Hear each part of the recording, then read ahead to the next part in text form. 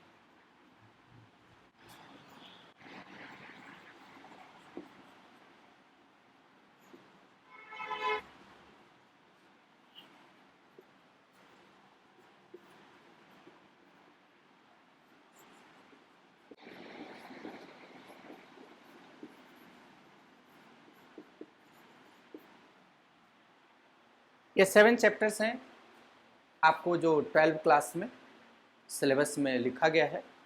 Hello alkane and haloarenes, alcohol, phenyl and ether, aldehyde, ketone and carboxylic acid, nitrogen युक्त कार्बनिक यौगिक, जैव अणु, बहुलक और दैनिक जीवन में रसायन। ये 7 चैप्टर आपको पढ़ने। इसमें जो इम्पॉर्टेंट टॉपिक्स होंगे जो एग्जामिनेशन व्यू से सारे चैप्टर्स को हम क्लियर करते चलते हैं। ठीक है, इसको नोट कर लिए हैं, मिटाते हैं।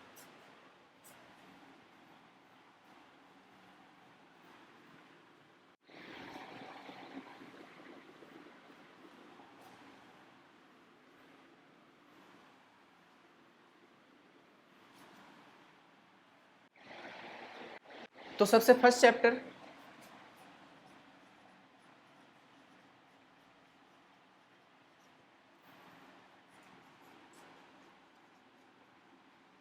Halo alkane.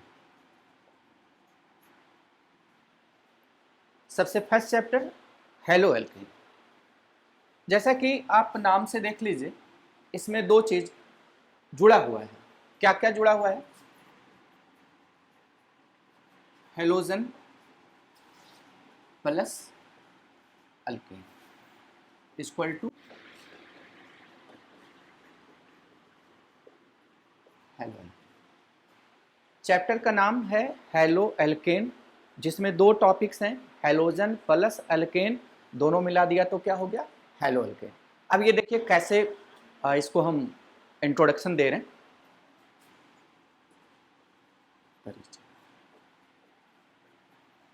इंट्रोडक्शन देखिए, अल्केन -H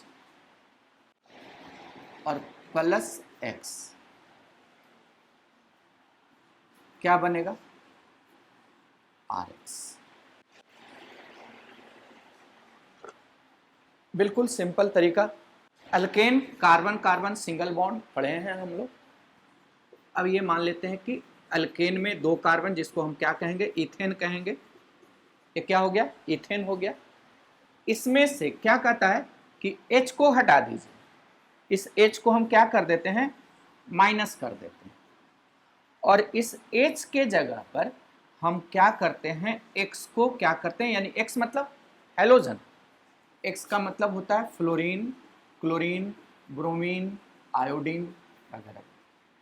तो अल्केन में से, अल्केन ये कैसे है, कार्बन कार्बन के बीच सिंगल बॉन्ड, अल्केन में से H को क्या करते हैं, माइनस कर देते हैं, और उस H के जगह पर X को क्या कर देते हैं, ऐड कर देते हैं। तो क्या बन गया छोटू, R, इसको हटा दो, ये हो गया H H H H H, और यहाँ पे आपने यहाँ से H को हटाया था और X को ऐड किया था, तो यहाँ पर क्या कर देंगे, X। तो ये क्या बन गया, आप देख लीजिए, इसको आप क्या कर सकते हैं, R, दैट इज R, और इसमें जोड़ दिया क्या, X, RX। यही है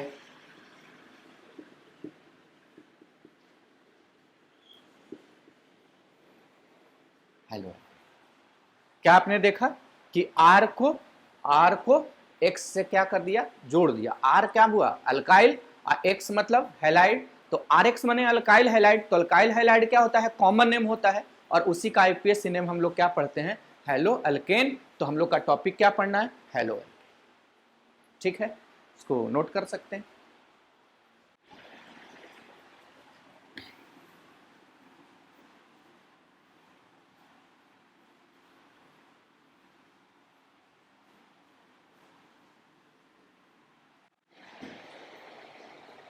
ध्यान देंगे। तब आता है टाइप्स ऑफ हेलो एल्केन। मतलब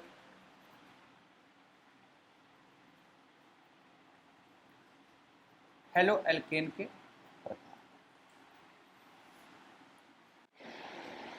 मैंने पहले ही से बताया कि 11 क्लास का बेसिक अगर बढ़िया है, 11 क्लास के बेसिक को हम लोग क्लियर रूप से पढ़े हैं, तो आगे कोई टॉपिक दिक्कत नहीं होगी। अभी सिर्फ और सिर्फ आपने क्या पढ़ा, हेलो एल्केन का परिचय, जिसका रूप क्या होता है, R के साथ X। R मतलब अल्काइल, X मतलब हेलोजन, तो R मतलब अल्काइल, X हेलोजन को हैलाइड पढ़ते हैं, अल्काइल हैलाइड, और उसी का IUPAC नेम क्या हो गया, हेलो एल्केन हो गया। अब हम लोग क्या पढ़ने जा रहे हैं, हेलो एल्केन के प्रकार। आगे चल करके आपको हेलो एल्केन के प्रकार से ऑब्जेक्टिव क्वेश्चंस निकलेंगे, जो आप देखिएगा एग्जामिनेशन में आया हुआ क्वेश्चन होगा। तो ये बिल्कुल पढ़ा हुआ बात है, कैसे, ध्यान दीजिए। कार्बन के डिग्री के आधार पर, यानी on the basis of degree of carbon,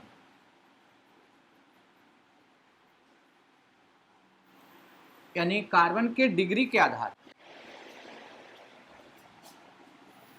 तो आप पढ़े होंगे कि कार्बन का डिग्री 1 डिग्री, 2 डिग्री और 3 डिग्री पढ़े हैं आप लोग। तो उसी के आधार पर, डिग्री ऑफ कार्बन के आधार पर, हेलो एल्केन के भी कितने टाइप्स हैं, 3 टाइप्स हैं। 1 degree halo alkane, 2 degree halo alkane और 3 डिग्री हेलो एल्केन। तो 1 डिग्री हेलो एल्केन,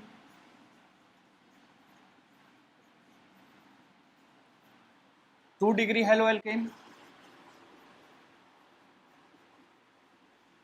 और 3 डिग्री हेलो एल्केन।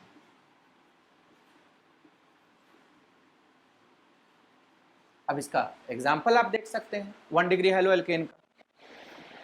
देखिए C H X H R, C R R H X, C R R R x.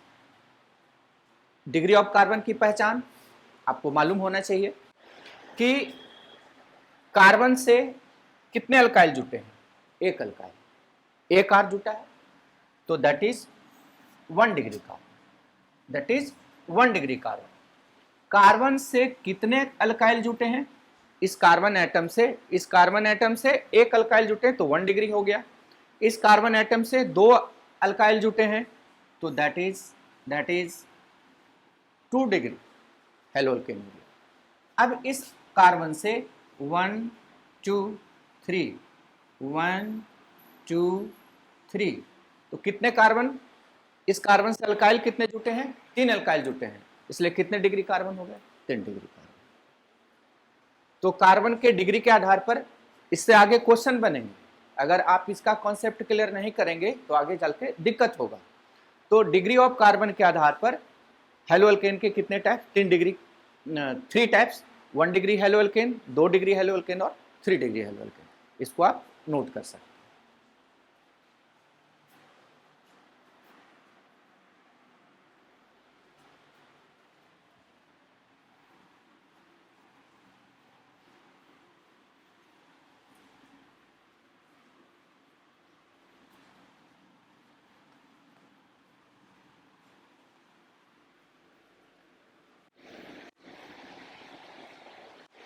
तो 2 minute class को repeat क्या कर लेना है, आपने चैप्टर स्टार्ट किया हेलो एल्केन का इंट्रोडक्शन आप दिमाग में बात रखिएगा। आर के साथ क्या होना चाहिए, एक्स, आर मतलब अल्काइल, एक्स मतलब हैलाइड, तो अल्काइल हैलाइड उसी का आईपीएसी नेम क्या हो जाता है, हेलो एल्केन हो जाता है।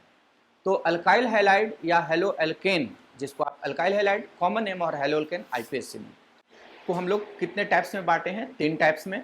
उसका आधार क्या है, डिग्री ऑफ कार्बन। तो कार्बन के कितने degree, 3 degree, 1 degree, 2 degree, 3 degree.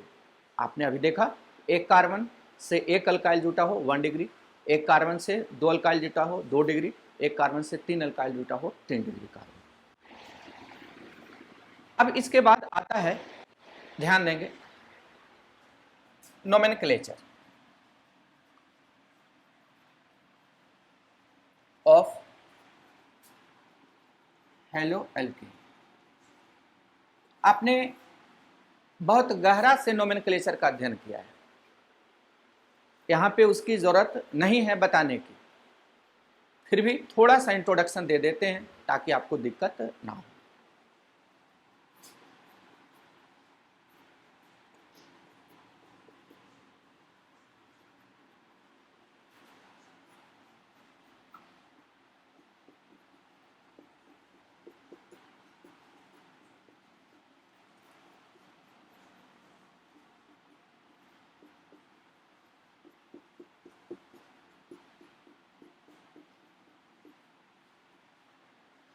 इसका नाम आप बता सकते हैं, ब्रोमो,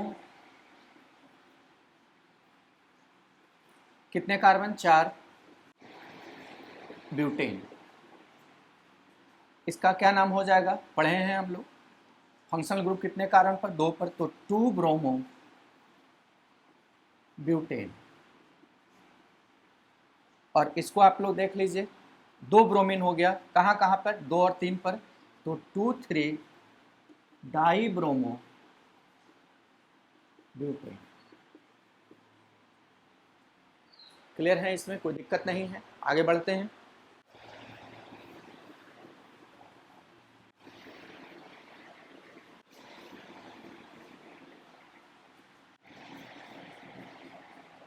यहाँ पे Br है, यहाँ पे Cl है,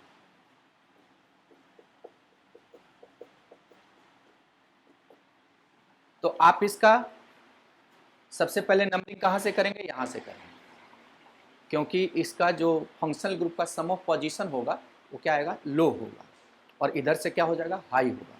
तो हमको कहाँ से चलना होता है, लो से चलना होता है। तो 2 पर ब्रोमो 2 ब्रोमो, और 3 पर chloro 3 chloro. Total numbers of carbon 6 है, 6 के कारण क्या लिखेंगे, हेक्स, और सिंगल बॉन्ड के कारण क्या लिखेंगे, एन। तो क्या हो जाएगा, हेक्सेन। 2 bromo 3 chloro hexane. इसमें एक जो नोमेनक्लेचर होता है वो बोर्ड मॉडल होता है, उसमें थोड़ी सी याद करने की बात होती है, याद नहीं मतलब कि कॉन्सेप्ट की बात होती है। क्या है वो नोमेनक्लेचर, जरा ध्यान दें। यहाँ पे बी आर है और यहाँ पे सी एल है, यही नोमेनक्लेचर आपका बोर्ड मॉडल हो गया, एग्जामिनेशन व्यू से हो गया। इसमें आप देख सकते हैं कि नंबरिंग करने का क्या आधार होगा। तो इधर से हम चलते हैं तो 2 पर क्लोरीन और 4 पर ब्रोमीन है, 5 पर ब्रोमीन, 2 और 5 समान हो जाएगा, 2 और 5 7 हो जाएगा। इधर से भी चलेंगे तो 2 और 5, तो सम ऑफ पोजीशन सेम हो जाता है। तब क्या देखेंगे हैलोजन के केस में कि कौन अल्फाबेटिकली पहले आता है, तो ये आता है बी और ये आता है सी, इसलिए नंबरिंग कहाँ से करेंगे, बी से करेंगे। यानी ब्रोमीन हो जाएगा 2 पर और क्लोरीन हो जाएगा 1 2 3 4 5 पर। यानी इसका नोमेनक्लेचर क्या लिखेंगे आप, 2 ब्रोमो और 5 chloro. Total number of carbon 6 hex, और सिंगल बॉन्ड एन क्या हो जाएगा, हेक्सेन। फिर से नंबरिंग किधर से कर रहे हैं आप, इधर से। क्यों कर रहे हैं, क्वेश्चन के साथ आंसर अपने दिमाग में बात लाना है, क्वेश्चन भी करना है, आंसर भी देना है। क्या कि नंबरिंग इधर से क्यों करें, इधर से क्यों नहीं, क्योंकि बी पहले आता है और सी बाद में आता है। ये नंबरिंग का अल्फाबेटिकली टर्म होता है कि अल्फाबेटिकली किधर से पहले आता है, यहाँ से पहले आता है।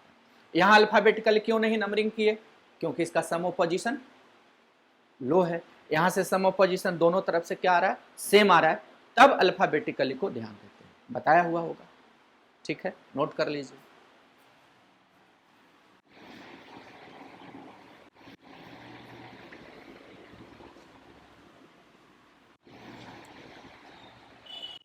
और तब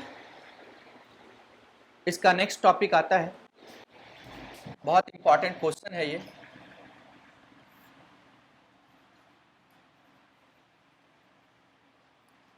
आइसोमेरिज्म।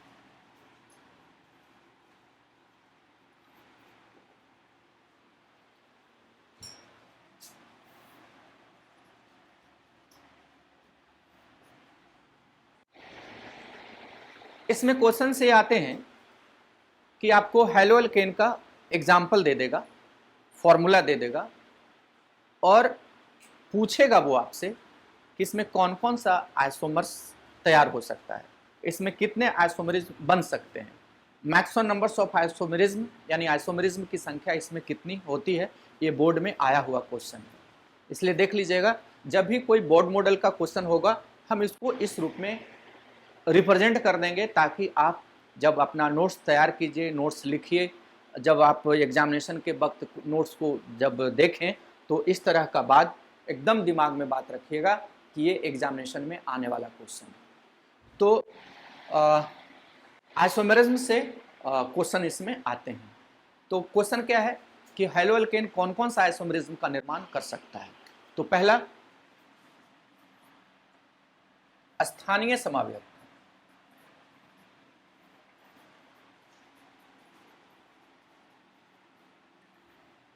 जिसको हम पोजिशनल आइसोमेरिज्म कहते हैं।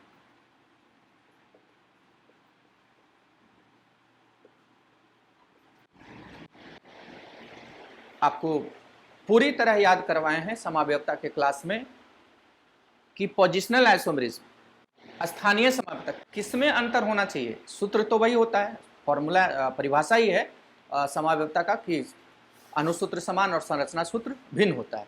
तो भिन्नता किसके कारण, पोजीशन के कारण। तो इसका परिभाषा यहाँ नहीं लिखना है, बस ये लिखना है, उसका उदाहरण दे देना है स्ट्रक्चर के साथ। तो ध्यान दीजिए,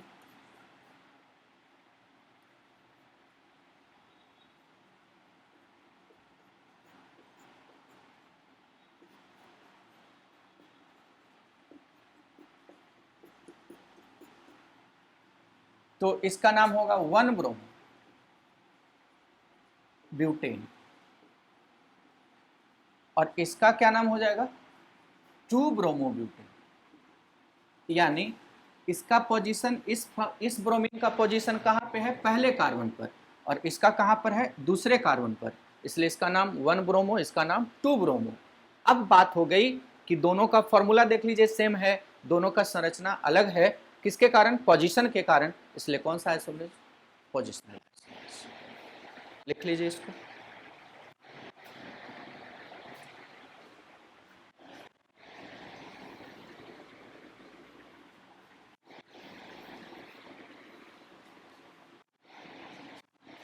दूसरा क्या बनाता है, ये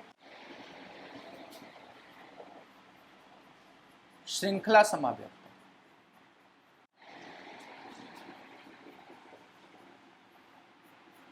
चेन आइसोमरेज।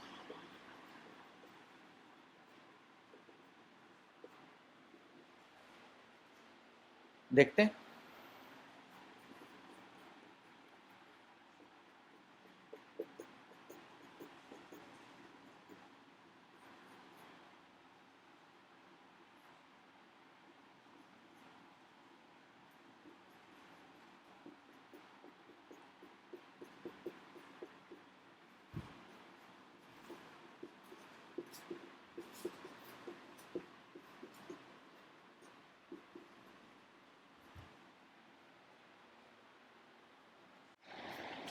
इसके मेन चेन में नंबर ऑफ कार्बन 5 हैं, इसके मेन चेन में नंबर ऑफ कार्बन 4 हैं, इसके मेन चेन में नंबर ऑफ कार्बन 3 है।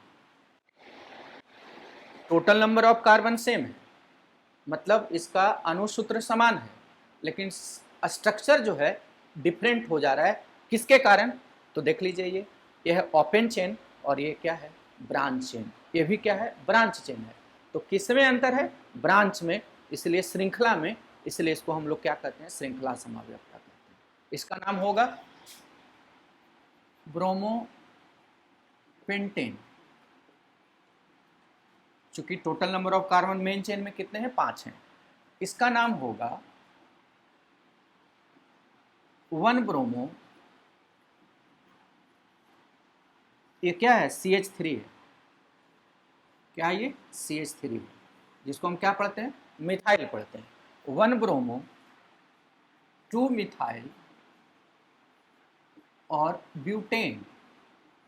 आप जानते हैं कि ब्रांच जब बढ़ता है तो मेन चेन में कार्बन की संख्या में कमी आती है, तो यहाँ ब्रांच बढ़ गया, तो यहाँ ओपन चेन था, यहाँ ब्रांच चेन था, तो ब्रांच बढ़ा तो मेन चेन यहाँ 5 कार्बन से 4 कार्बन हो गया। अब यहाँ देख लेंगे इसका नाम, तो ये एक मिथाइल यहाँ पर है और एक मिथाइल यहाँ पर है, इसमें 2 ब्रांच बढ़ गए, इसलिए यहाँ पे नंबर ऑफ मेन चेन में नंबर ऑफ कार्बन कितने हो गए, 3 हो गए। इसका नाम होगा 1 bromo 2 di methyl, main chain में नंबर ऑफ कार्बन 3,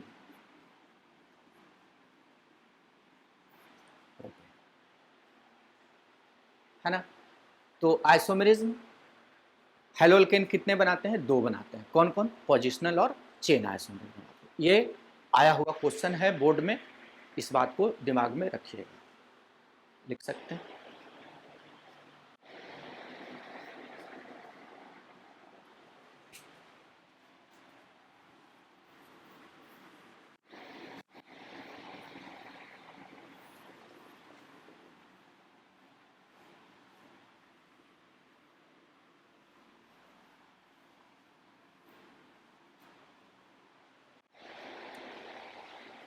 अब क्लास को आगे बढ़ाते हैं, हर एक टॉपिक क्वेश्चन भरा हुआ है, बिल्कुल अच्छे से देख लीजिए, और कोई ऐसा टॉपिक नहीं होगा जो नया आएगा। जितने भी 11 क्लास के बेसिक क्लासेज में आपको दिए गए हैं, उसी टॉपिक को हम यहाँ पे रिवीजन करेंगे, यूज़ करेंगे। इसलिए मैं बार बार क्लास में भी कहा है कि जिसका 11 क्लास का बेसिक स्ट्रॉन्ग होगा, उसको 12 क्लास के किसी चैप्टर में कोई परेशानी नहीं होगी। इसलिए आप अगर परेशानी कुछ होती है तो आप कमेंट्स में भी लिख कर दे दीजिएगा कि सर इस टॉपिक को हमको रिवीजन कर दीजिए। और 11th क्लास का जो भी सिलेबस हुआ है आप उसको घर पे रिवीजन करें और तब देखें कि 12th में कहीं आपको कोई समस्या बनती है या नहीं। तो ध्यान देंगे। हम यहाँ पे RX के मुख्य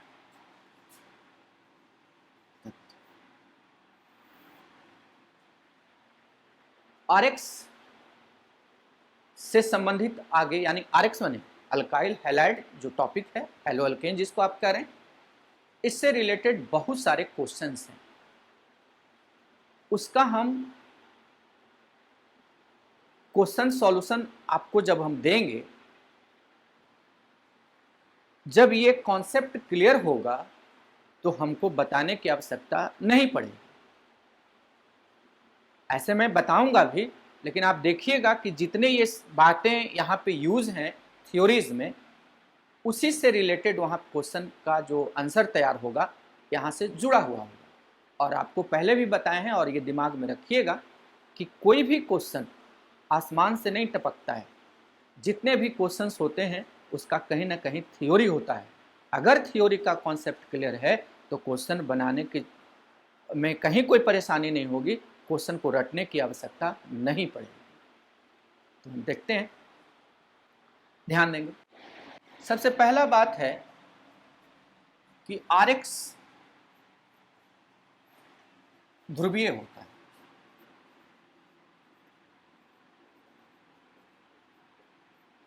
ये बहुत इंपॉर्टेंट टॉपिक है। हम लोग 11th क्लास में पोलर और नॉन पोलर सहसंयोजी बंधन के दो प्रकार, विशेष प्रकार में दो प्रकार हम लोग पढ़े हैं, पोलर सहसंयोजी, ध्रुवीय सहसंयोजी और अध्रुवीय। जैसे आपको कोई कहता है कि O और O के बीच में डबल बॉन्ड है और O और H के बीच में सिंगल बॉन्ड है, तो O2 जो है इसमें O और O है, तो दोनों का इलेक्ट्रोनिगेटिविटी क्या है, सेम है। जबकि O का इलेक्ट्रोनिगेटिविटी और H के इलेक्ट्रोनिगेटिविटी सेम नहीं है। O का इलेक्ट्रोनिगेटिविटी ज़्यादा और H का इलेक्ट्रोनिगेटिविटी कम होता है। तो दोनों की इलेक्ट्रोनिगेटिविटी अगर समान हो जाए तो वो क्या हो जाते हैं, नॉन पोलर, अध्रुवीय हो जाते हैं। और दोनों की इलेक्ट्रोनिगेटिविटी अगर असमान हो जाए तो वो क्या होते हैं, पोलर हो जाते हैं, ध्रुवीय हो जाते हैं। याद रखना, असमान और समान याद रखने का तरीका बताए होंगे। समान तो अध्रुवीय और असमान तो ध्रुवीय, उल्टा करके याद करने का है। अगर वैद्युत ऋणात्मकता इलेक्ट्रोनिगेटिविटी क्या असमान, तो यहां क्या लगाएंगे, आ नहीं लगाएंगे, तो क्या हो गया, ध्रुवीय हो गया। और समान तो क्या हो गया, अध्रुवीय हो गया। तो हम किसकी बात करने जा रहे हैं, RX की बात करने जा रहे हैं। RX के संबंध में मैंने क्या लिखा कि ये ध्रुवीय होता है। अब कैसे ध्रुवीय होता है जरा गौर कर लीजिए। यहां पे R हो गया और इसके साथ मैंने Cl जोड़ दिया, दैट इज द एग्जाम्पल किसका, RX का, अल्काइल हैलाइड का। अब ये C है और यहां पे चलो Br कर देते हैं, तो ये है हेलोजन और ये है कार्बन। हेलोजन कौन ब्लॉक, P ब्लॉक, और कार्बन भी P ब्लॉक में। लेकिन आप जानते हो कि हेलोजन जो है नॉन मेटल है, अधातु है, और कार्बन क्या है, उपधातु है। तो कार्बन का वैद्युत ऋणात्मकता और हेलोजन का वैद्युत ऋणात्मकता एक समान होगा कि अंतर होगा, अंतर होगा। किसका ज्यादा होता है, अधातु का ज्यादा होता है, और उपधातु का उससे कम होता है, और सबसे कम किसका होता है, धातु का होता है। तो आप बताओ कि Br क्या हो गया, हेलोजन अधातु हो गया, और X क्या हो गया, सॉरी Cl क्या हो गया, C कार्बन क्या हो गया, उपधातु हो गया। तो इसकी वैद्युत ऋणात्मकता ज्यादा, इसकी वैद्युत ऋणात्मकता कम, इसकी वैद्युत ऋणात्मकता ज्यादा होता है। तो दोनों का वैद्युत ऋणात्मकता समान की असमान, असमान हुआ। तो असमान होने के कारण ध्रुवीय की अध्रुवीय, ध्रुवीय होगा। तो इसकी वैद्युत ऋणात्मकता नेगेटिव और इसकी वैद्युत ऋणात्मकता पॉजिटिव। तो निगेटिव जिसका वैद्युत ऋणात्मकता ज्यादा है उसको हम रिप्रेजेंट करते हैं, और पॉजिटिव से जिसकी वैद्युत ऋणात्मकता कम होती है।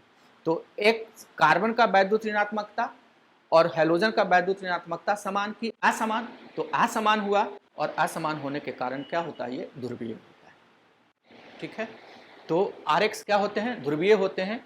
और ध्रुवीय होने के कारण क्या कारण है कि आर का, ये किसका टर्म हो गया, आर का, और ये किसका टर्म हो गया, एक्स का। तो इसकी वैद्युत ऋणात्मकता कम और इसकी वैद्युत ऋणात्मकता ज्यादा, यानी दोनों का वैद्युत ऋणात्मकता समान नहीं है, असमान है। तो क्या हो गया, ध्रुवीय हो गया। इसको लिख लीजिए।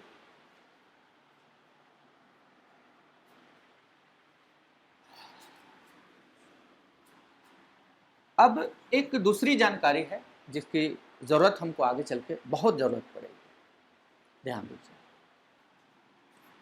Fluorine, chlorine, bromine, iodine, statin.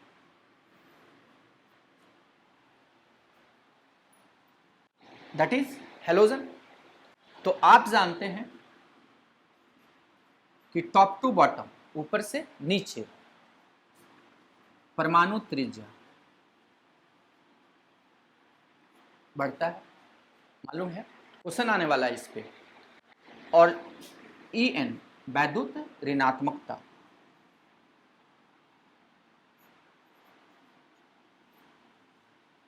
घटता है, मालूम है ना।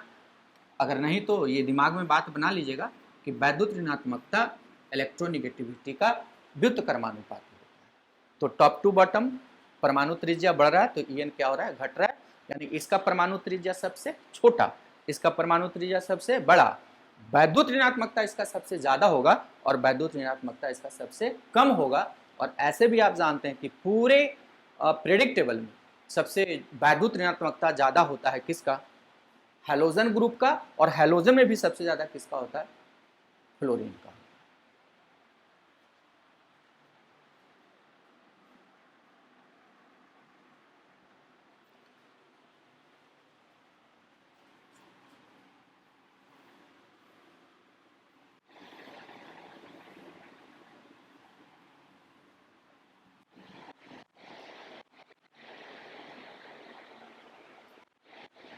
ध्यान देंगे।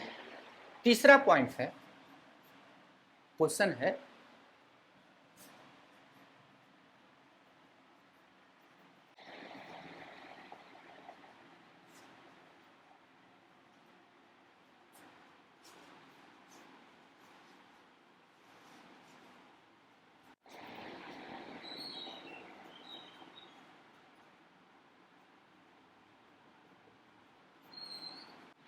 आगे इसमें क्वेश्चन आएंगे और बिल्कुल कॉन्सेप्ट पर है, ध्यान दीजिएगा।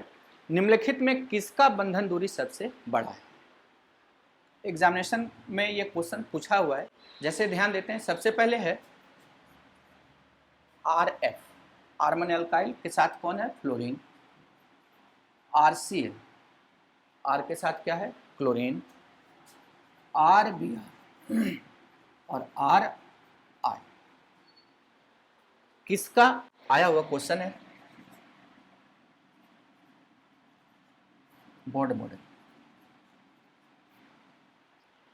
तो RF, RCl, RBr और RI, R की जगह वो कुछ भी दे सकता है, मिथाइल, इथाइल, प्रोपाइल, जो भी दे सकता है। तो अब इसका क्वेश्चन रटने का चीज नहीं है।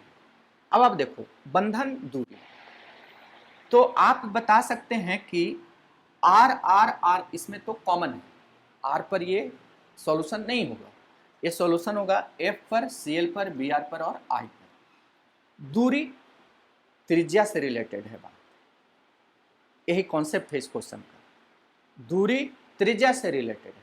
तो किसकी त्रिज्या सबसे ज्यादा है, आयोडीन की त्रिज्या सबसे ज्यादा है। इसलिए और इसकी त्रिज्या सबसे छोटी है। याद रखने का बात यही है कि बंधन दूरी जो हुआ किससे रिलेटेड है? परमाणु त्रिज्या से रिलेटेड है। तो किसका, दो बात यहाँ पे, आर पर ये आंसर सॉल्यूशन नहीं है, किस पर सॉल्यूशन है? हेलोजन पर, एक्स पर। तो एफ में, फ्लोरीन में, क्लोरीन में, ब्रोमीन में, आयोडीन में किसका सबसे रेडियस छोटा होता है? तो फ्लोरीन का। इसीलिए इसका बंधन दूरी सबसे कम होगा। सबसे ज्यादा किसका होगा? किसका होगा? आर आई का। क्यों? क्योंकि आयोडीन का परमाणु त्रिज्या सबसे बड़ा होता है और आरएफ का सबसे बंधन दूरी कम होगा क्योंकि फ्लोरीन का एटॉमिक रेडियस सबसे छोटा होता है। बहुत इंपॉर्टेंट क्वेश्चन है, इसको आप लिख लीजिए।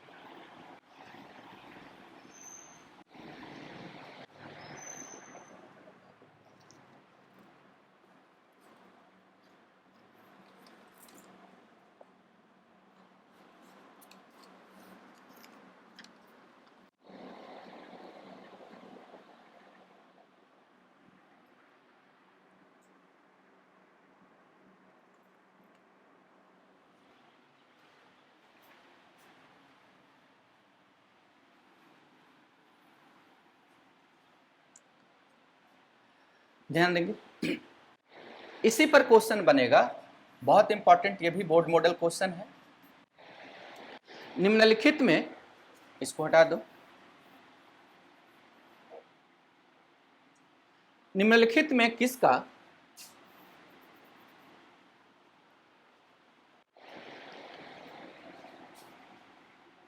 बंधन शक्ति यानी बॉन्ड स्ट्रेंथ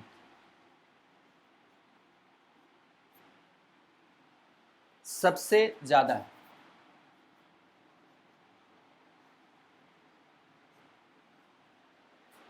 जरा गौर कीजिएगा,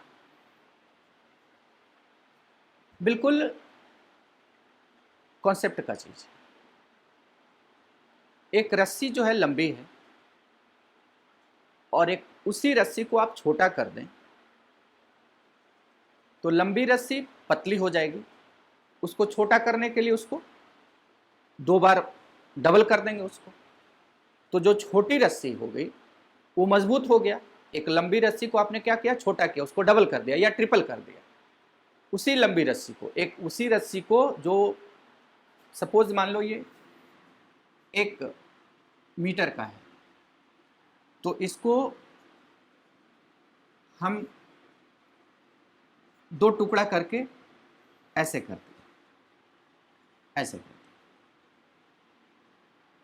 तो इसको तोड़ने के लिए एनर्जी आपको कम लगेगा और इसको तोड़ने के लिए एनर्जी आपको ज्यादा लगेगी। तो है क्या, जैसे आरएफ और आरसीएल। आर माने अल्काइल को एफ से अलग करना है और अल्काइल को सीएल से अलग करना है, या एफ को आर से अलग करना है, सीएल को आर से अलग करना है। तो फ्लोरीन, इसको हम क्या कर रहे हैं? मान लेते हैं गर्म कर रहे हैं, इसको हम हीट कर रहे हैं। तो प्रश्न ये है कि इससे ये दोनों टूटेगा, अलग होगा, आर अलग होगा, एफ अलग होगा, आर अलग होगा और एफ अलग होगा, आर अलग होगा और सीएल अलग होगा। तो कहता है ये हीट दे रहे हैं, माने क्या दे रहे हैं? तोड़ने के लिए एनर्जी दे रहे हैं। तो कहता है किसमें एनर्जी ज्यादा देना पड़ेगा? तो जिसका बंधन, बॉन्ड स्ट्रेंथ यानी जिसका बॉन्ड मजबूत होगा उसमें एनर्जी ज्यादा देना पड़ेगा। तो कौन मजबूत होगा? जिसका साइज बड़ा कि छोटा? छोटा, है ना। तो आर एफ और आरसीएल में किसका साइज छोटा? आर एफ का, एफ का। तो इसका बॉन्ड स्ट्रेंथ क्या होगा? सबसे ज्यादा होगा।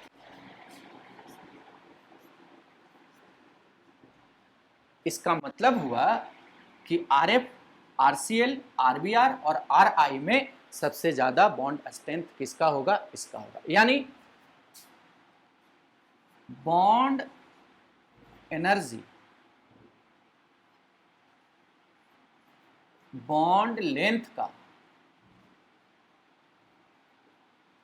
Inversely proportional. यही इसका थ्योरी हो गया, कहीं कोई रटने की जरूरत नहीं है। बॉन्ड लेंथ किसका ज्यादा? Ri का। तो बॉन्ड एनर्जी सबसे कम किसका? Ri का। जिसका बॉन्ड लेंथ ज्यादा उसका बॉन्ड एनर्जी कम, और जिसका बॉन्ड लेंथ कम उसका बॉन्ड एनर्जी क्या होगा? ज्यादा होगा। क्लियर कॉन्सेप्ट है? आगे बढ़ते हैं, लिख लो इसको।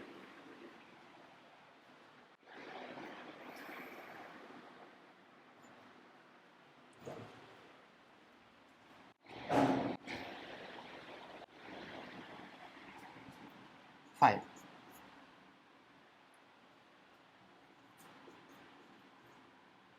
बिल्कुल आया हुआ क्वेश्चन है ये, बोर्ड मॉडल का। निम्नलिखित में कौन ज्यादा ध्रुवीय है? ठीक है, बिल्कुल 11 के कॉन्सेप्ट पर ये क्वेश्चन है, बहुत आसानी से। RF, RCL, RBR, RI सभी ध्रुवीय हैं, अभी अभी इंट्रोडक्शन में दिया। लेकिन कौन ज्यादा है? तो ध्यान दीजिए, R का इलेक्ट्रोनेगेटिविटी सबको हम मान लेते हैं X।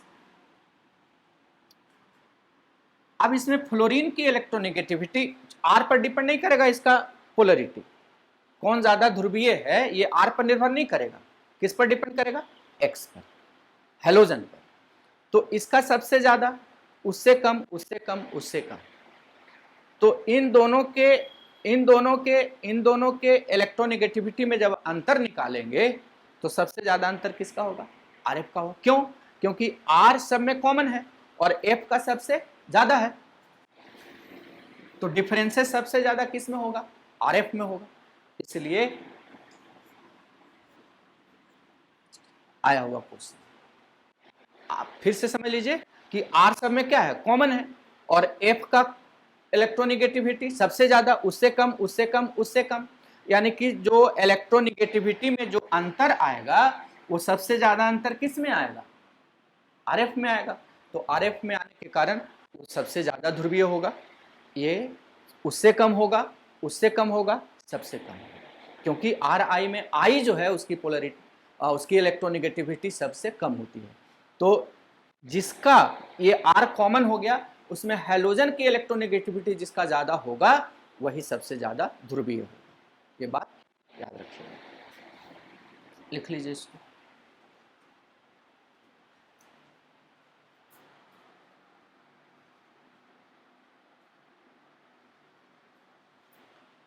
और एक छठा क्वेश्चन आता है, वो भी बोर्ड मॉडल क्वेश्चन है।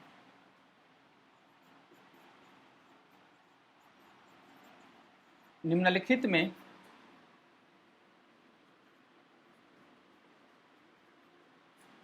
किसका डाइपोल मोमेंट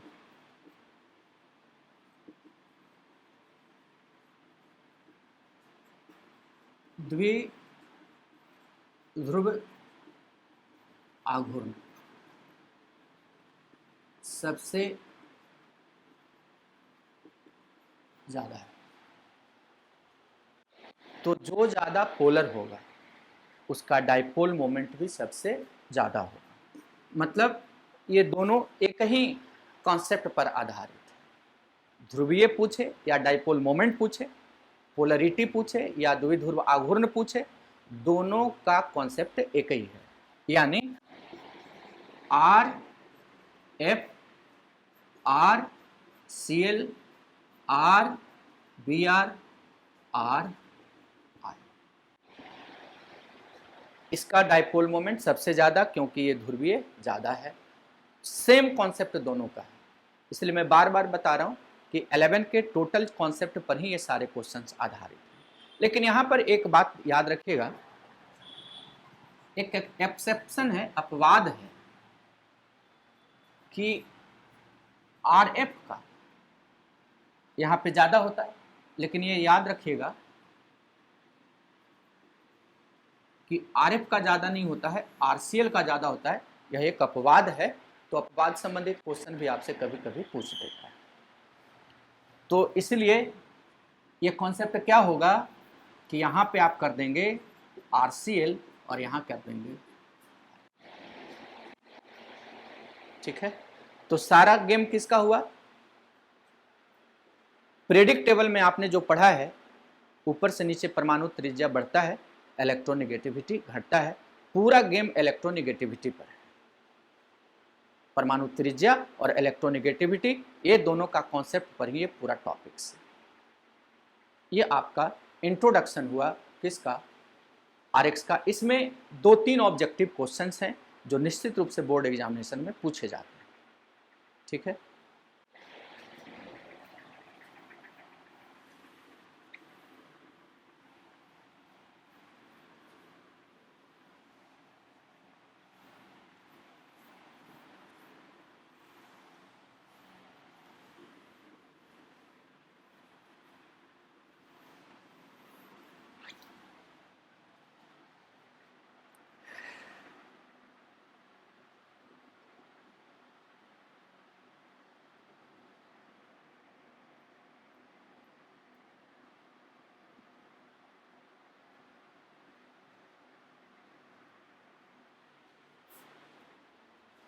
तब आते हैं अल्काइल हैलाइड का प्रिपरेशन।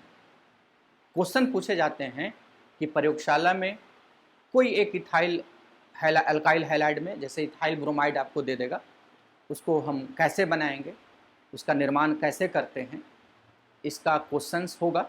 उससे कुछ रिलेटेड फिजिकल और केमिकल प्रॉपर्टीज पूछे जाते हैं, तो दिमाग में बात रखिएगा।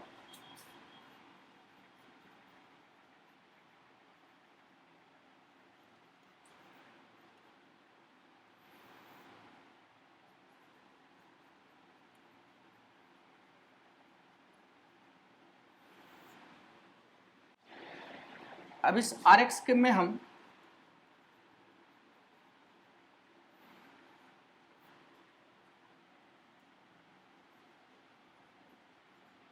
इथाइल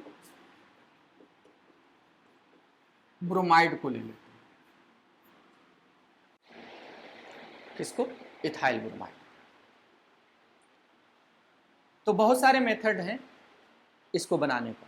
उसमें एक आपको आएगा लैबोरेटरी मेथड, और अदर मेथड भी होते हैं। और ये सारा कुछ जो रिएक्शन का मैकेनिज्म आपने पढ़ा है, आपको वही चीज़ यहाँ पे यूज है, कहीं से रटने की आवश्यकता नहीं है। आप ध्यान दे करके देखिएगा तो टोटल बात यहाँ पे आपको पढ़ा हुआ मिलेगा, बशर्ते 11 का कॉन्सेप्ट क्लियर होना चाहिए।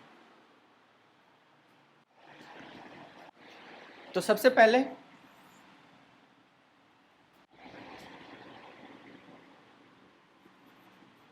अल्काइल अल्कोहल द्वारा क्या पढ़ रहे हो? प्रिपरेशन किसका?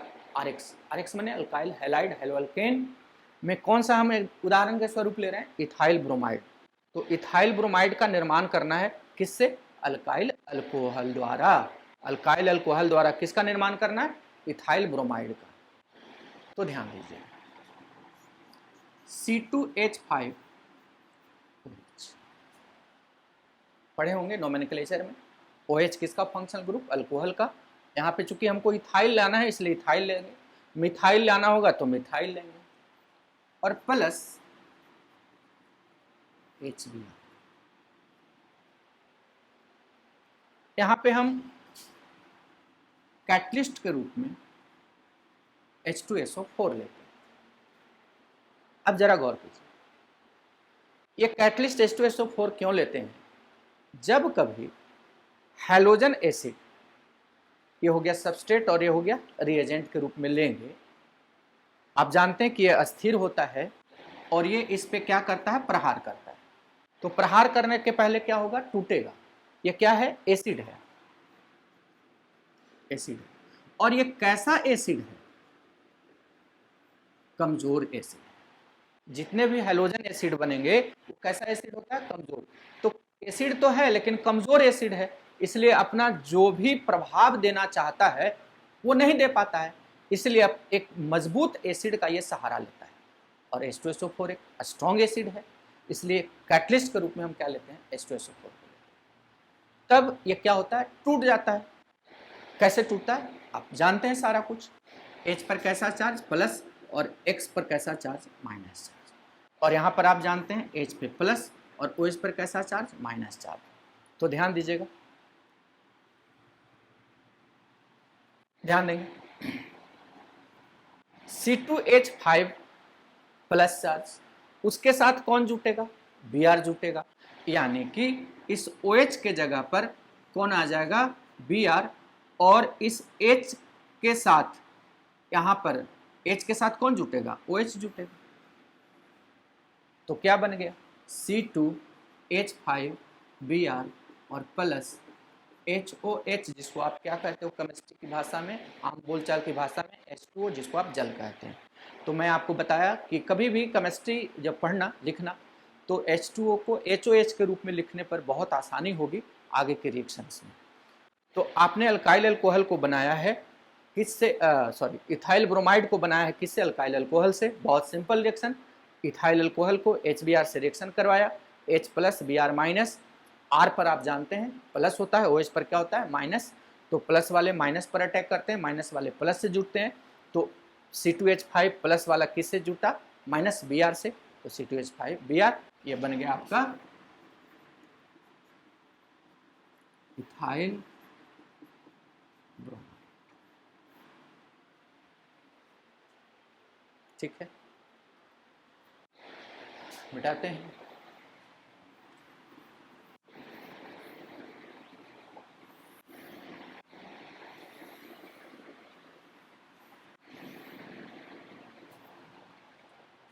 अब यहां पे एक इंपॉर्टेंट क्वेश्चन है, क्या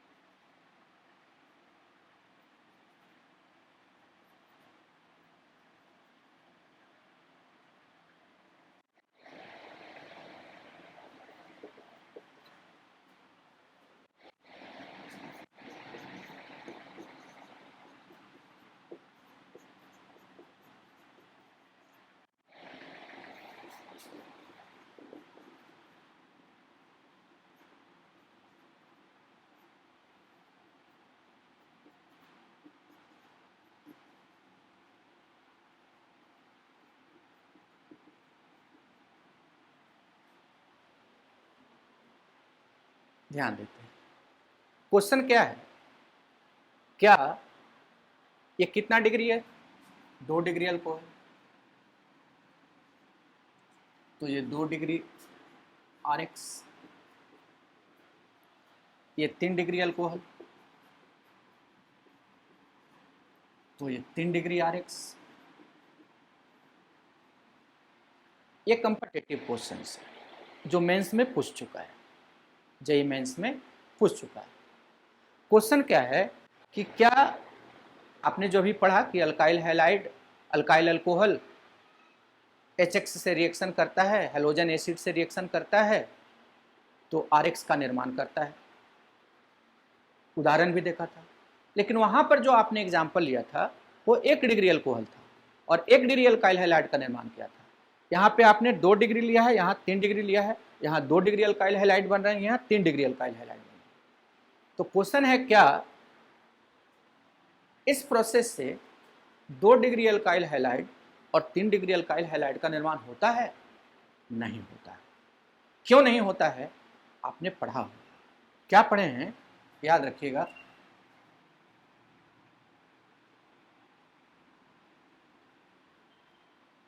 प्लस माइनस, प्लस माइनस, यह है 2 डिग्री कार्बोकेटायन और यह है 3 डिग्री कार्बोकेटायन। तो याद होगा कि 1 डिग्री कार्बोकेटायन, 2 डिग्री कार्बोकेटायन तथा 3 डिग्री कार्बोकेटायन में सबसे ज्यादा अस्थायी होता है 3 डिग्री, उससे कम 2 डिग्री और सबसे कम 1 डिग्री कार्बोकेटायन सबसे कम अस्थायी होता है। ये सबसे कम अस्थायी होता है और ये दोनों ज्यादा अस्थायी होते हैं।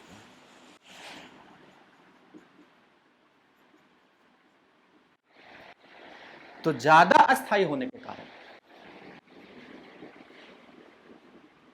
रिएक्शन नहीं करता है और कम अस्थायी होने के कारण रिएक्शन करता है। तो क्वेश्चन क्या है कि क्या ये रिएक्शन होंगे,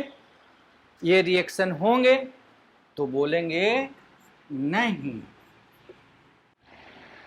तो क्यों नहीं रिएक्शन होंगे, ये केवल आप कॉन्सेप्ट में रखिएगा, ऐसे लिख भी लीजिएगा कि क्या इस प्रोसेस से 2 डिग्री अल्काइल हैलाइड और 3 डिग्री अल्काइल हैलाइड का निर्माण होता है? नहीं होता है। ये समझा रहे हैं क्यों नहीं होता है, क्योंकि 2 डिग्री कार्बोकेटायन और 3 डिग्री कार्बोकेटायन की स्टेबिलिटी सबसे ज्यादा होती है और 1 डिग्री कार्बोकेटायन कम अस्थायी होता है, इसलिए वो रिएक्शन करता है और अल्काइल हैलाइड का निर्माण कर देता है। तो इस चीज को समझाया हुआ है, हम लिखते रहें इसको।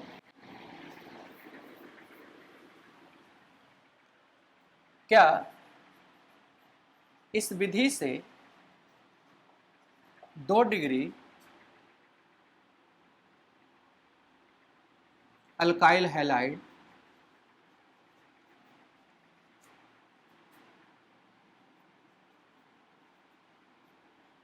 तथा 3 डिग्री अल्काइल हैलाइड का निर्माण होता है? तो जवाब आप क्या देंगे? नहीं, क्योंकि 2 डिग्री RX तथा 3 डिग्री RX अधिक अस्थायी। ये कॉम्पिटिटिव क्वेश्चन आपसे पूछा हुआ, ठीक है, रहने दो। ठीक है, आज का क्लास इतना है, नेक्स्ट क्लास कल करते हैं। आप सबसे पहले अपनी बेसिक कॉन्सेप्ट को, 11th वाले बेसिक कॉन्सेप्ट को बिल्कुल क्लियर कीजिएगा, क्योंकि आज आपने जितने भी क्लासेस किए हैं उसमें आपने देखा होगा कि सारे क्लासेस का जितना भी टॉपिक है वो 11 क्लास में यूज़ है और उसी को हम रिपीट कर रहे हैं और आगे भी यही सिलसिला होगा। धन्यवाद, थैंक यू।